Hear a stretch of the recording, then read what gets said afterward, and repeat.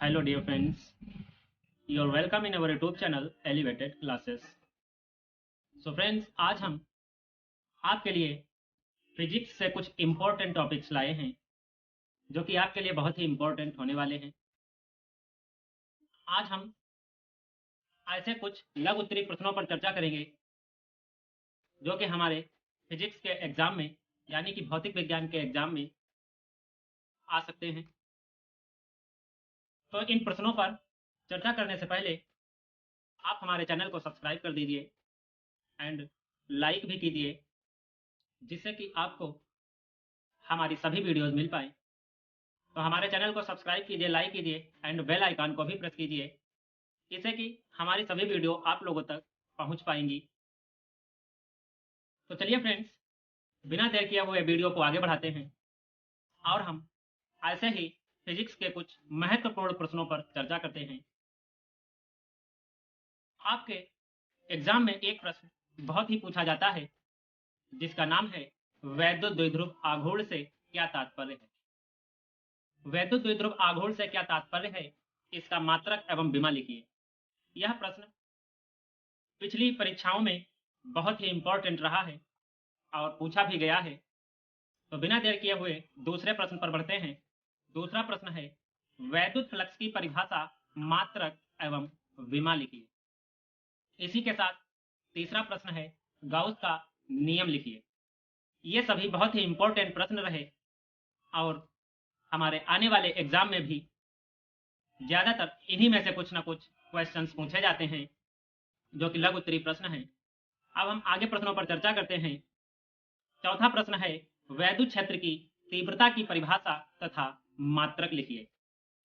इसके बाद हमारा एक महत्वपूर्ण प्रश्न है जो कि लगभग एग्जाम में 100% आता ही आता है। 3.2 कूलम आवेश कितने इलेक्ट्रॉनों द्वारा निर्मित होगा।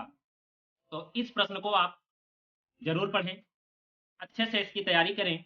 और आगे का प्रश्न है संधारित्र से क्या तात्पर्य है। जी, संधारित्र के ऊपर भी बहुत सारे प्रश्न आते हैं और फिलहाल के लिए यहाँ पर एक लघु उत्तरीय प्रश्न के जैसे संधारित्र से आप क्या समझते हैं, इस टॉपिक को आप तैयार कर लें। अगला प्रश्न है विभव प्रवणता से आप क्या समझते हैं। विभव प्रवणता से आप क्या समझते हैं, ये हमारा 7वां प्रश्न है जो कि बहुत ही इंपॉर्टेंट है। और इसके बाद भंजक विभवांतर से क्या तात्पर्य है। फिर एक और प्रश्न है समविभव पृष्ठ की परिभाषा लिखिए। फिर इसके बाद का एक 100% पूछा जाने वाला एग्जाम में प्रश्न है अनुगमन वेग अथवा अपवाह वेग से आप क्या समझते हैं। 10वां प्रश्न है सेल का विद्युत वाहक बल एवं आंतरिक प्रतिरोध से क्या तात्पर्य है। और प्रश्न नंबर 11 है हमारा किरचॉफ का नियम लिखिए। ये किरचॉफ ने 2 नियम दिए थे, तो हमें किरचॉफ के नियमों का उल्लेख करना है और बहुत ही अच्छे से इस टॉपिक को तैयार करना है। इसके बाद का टॉपिक है विभव मापी वोल्ट मीटर से श्रेष्ठ क्यों है, समझाइए। तो यह प्रश्न परीक्षा में आ जाता है, विभव मापी वोल्ट मीटर से श्रेष्ठ क्यों है, इसको अपने ही शब्दों में बताना होता है। और इसके बाद का एक महत्वपूर्ण प्रश्न है आपके लिए जो साइक्लोट्रॉन का सिद्धांत लिखिए। इस प्रकार से पूछा जाता है। साइक्लोट्रॉन से संबंधित जानकारी जब भी आप पेपर देने जाएं तो याद करके ही जाएं इसे। साइक्लोट्रॉन का सिद्धांत लिखिए, बहुत ही महत्वपूर्ण प्रश्न है आपकी परीक्षा के लिए। अगला प्रश्न है इलेक्ट्रॉन वोल्ट की परिभाषा लिखिए।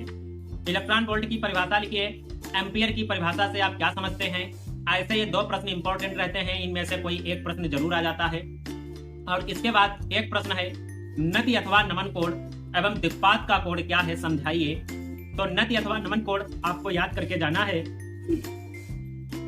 एवं दिक्पात का कोण क्या है इसको भी समझाना होगा, तो इसे जरूर पढ़ें। फिर अगला प्रश्न है स्वप्रेरण गुणांक अथवा स्वप्रेरकत्व से आप क्या समझते हैं। बहुत ही इंपॉर्टेंट प्रश्न है स्वप्रेरण गुणांक, तो इसको पढ़ करके ही जाएं। स्वप्रेरण गुणांक अथवा स्वप्रेरकत्व की परिभाषा पूछी जाती है पेपर में, एग्जाम के लिए इसे अच्छे से तैयार करके जाएं। और लगभग एग्जाम अब नजदीक ही है हमारा भौतिक विज्ञान का, तो आप लोगों ने इसकी तैयारी कर ही ली होगी।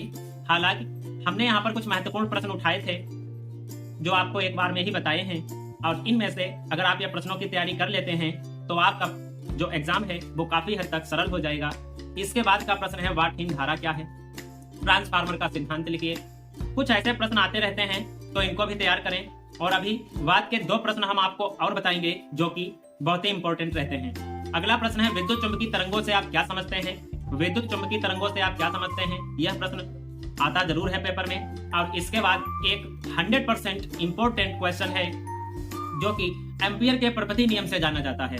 तो इस प्रश्न का नाम है एम्पियर का परपथी नियम। तो एम्पियर के परपथी नियम से आप क्या समझते हैं, यह प्रश्न आपके लिए बहुत ही महत्वपूर्ण रहता है।